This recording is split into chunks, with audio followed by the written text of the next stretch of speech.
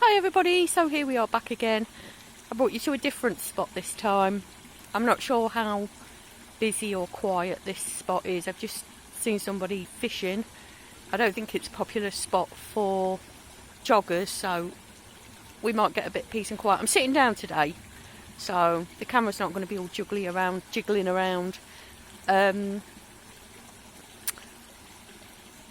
I hope the sound of the little tiny waterfall up there is not too loud. But you see, it's a beautiful spot, and I hope it's not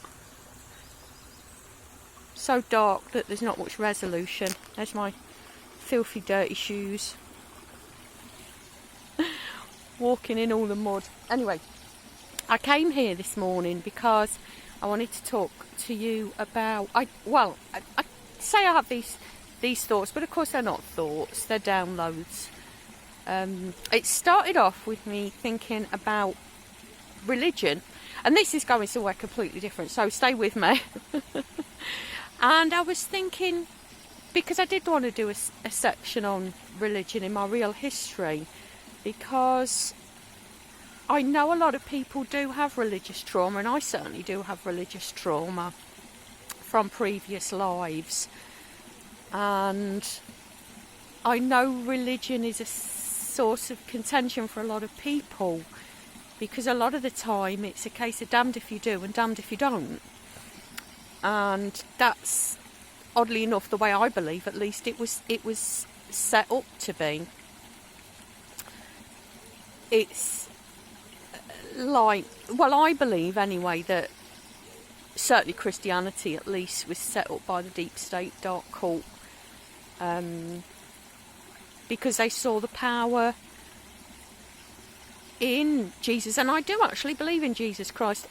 I had my anger about it at first, obviously because of the religious trauma, but my guides kept coming back saying, no, he was a real guy, he's still around in spirit, still guiding his sport. And he was a good guy, but like anything in life, it can be turned against us, can't it? And that's exactly what they did, in my belief anyway. Obviously, if you believe differently, it's, you know, I'm not telling anyone what to believe or what not to believe.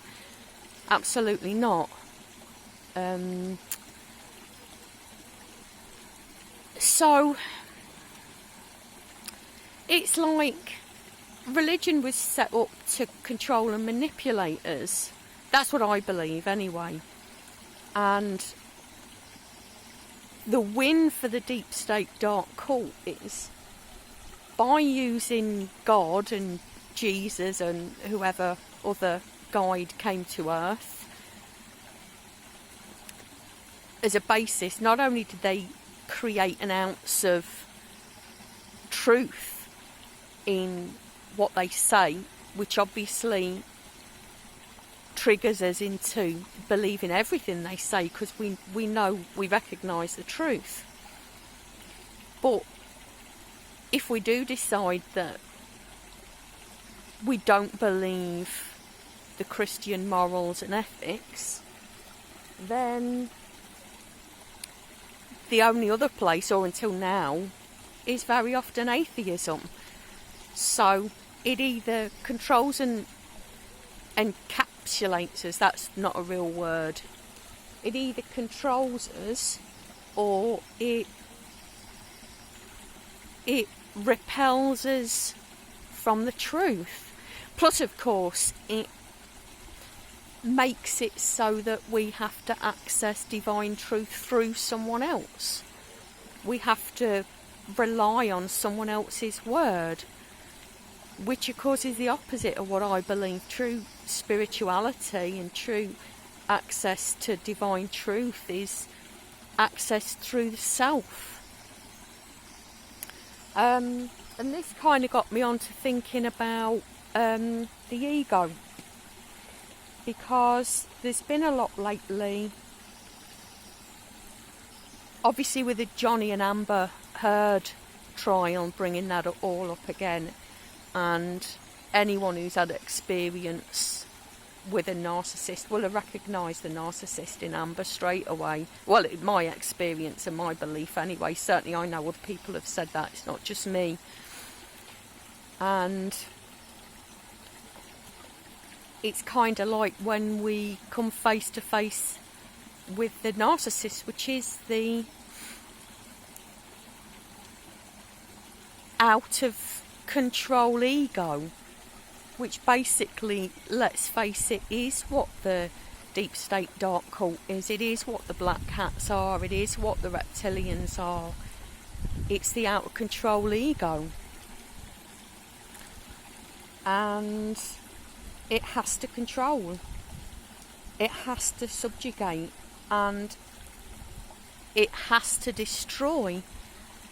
But as we give, so we receive. And in destroying other people, it of course destroys itself.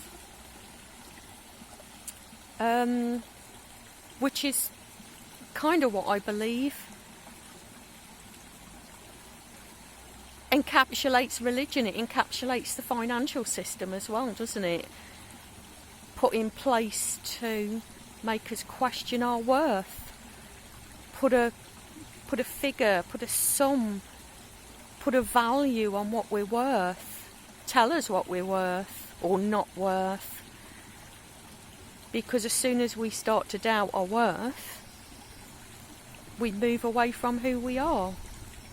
The holy sons of God. Spirit. Eternal, immutable spirit. Never separated from universal purity, from our own purity.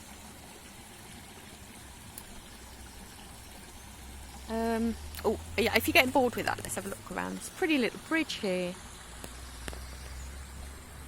That's the other side of the river. That's not as interesting though, is it? I like the waterfall.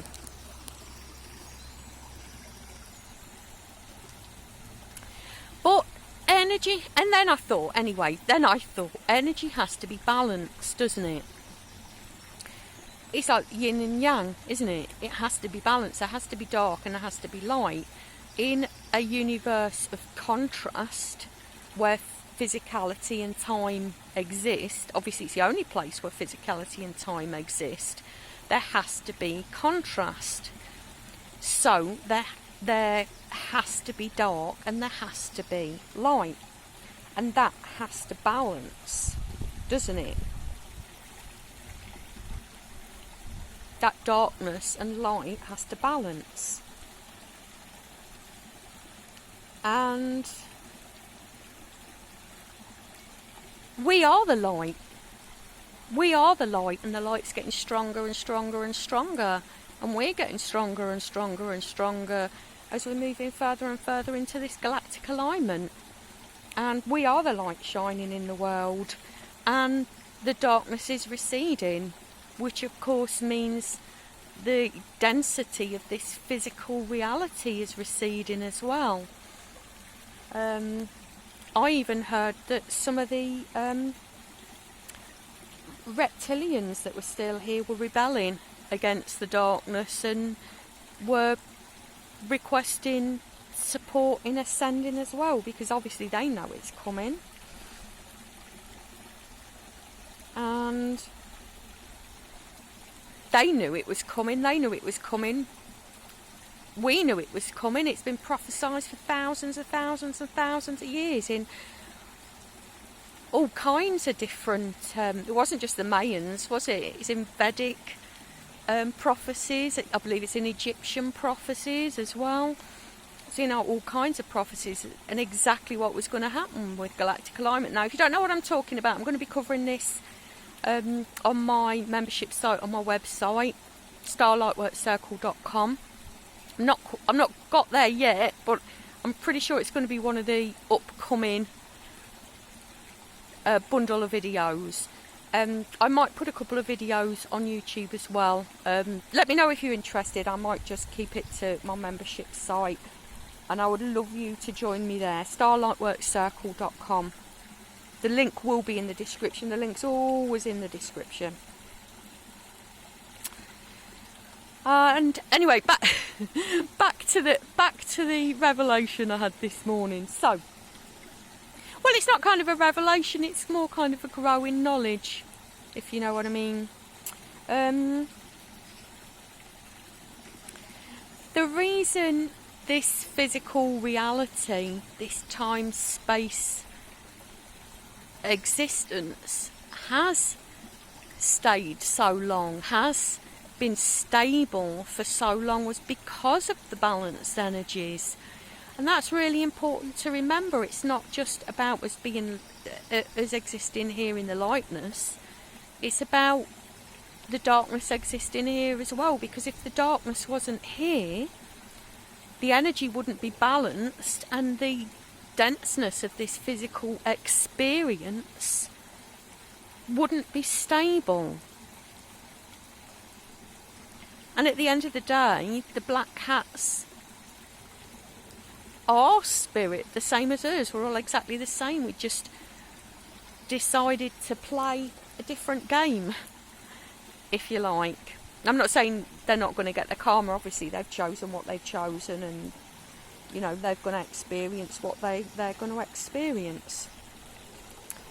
But it was them coming here to do that, to play in the Luciferic experiment. Oh, there's a bee there. You won't be able to see it, I don't think. No, it's too... Oh, there it is. Can you see the little bee flying around? Well, the big bee flying around. Yeah, off he goes.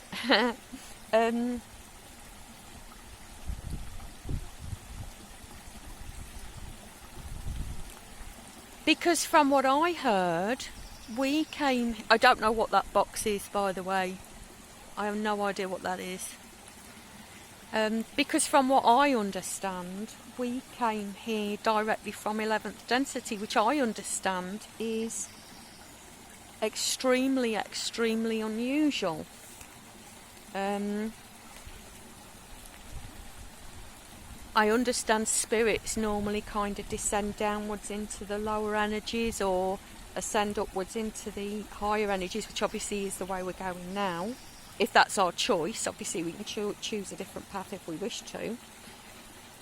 But apparently we came here, and I covered this very briefly in the Real History of the World, about the galactic prophecy, that we came here to end the War of Wars. I'm not sure how that's going to happen,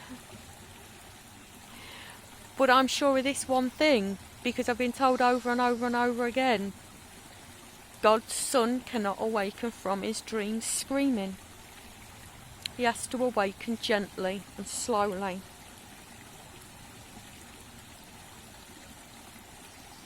And like I said, even some of the reptilians were seeking ascension.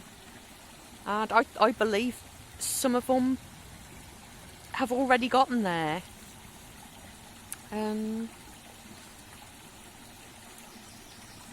So maybe we did come to wake up our brothers and sisters in the dark dreams. From their dark dreams, should I say. Because as we know from this experience, I'm sure if you've been here long enough, when we get in this physical reality, it's so solid, it's so dense, it's so convincing. Our thoughts can become circular, and they can spiral downwards and downwards and downwards, and it can become difficult or impossible to escape from. We get trapped in the ego. We get trapped in the ego and that need to control and own, until we're given another experience, whether that's a physical experience or whether that's meeting someone who can take us out of that, or show us a different thought pattern, or show us a different belief pattern. And it's not a quick road, it's not an easy road, but I know for me, once you get on it, it's kind of like, yep, we're going down this road and we're not stopping till the end. And then we can start to explore our connection, our experience, our energy. Getting connected in with spirit, listening to divine guidance, moving towards awakening, introducing those new thought patterns, working with our energy, working with our emotions. And that really is, and I'm going to say it again, I say it over and over again, because I really do believe in what I do.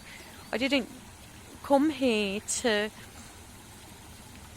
do anything but this, and this is why I created the Star Lightwork Circle. It really is all about getting you to that space, no matter where you're starting from, whether you're a beginner or you're advanced, or whether you've got holes in your understanding. I'm not saying I know everything about everything. I'm just teaching what I've been learning over the past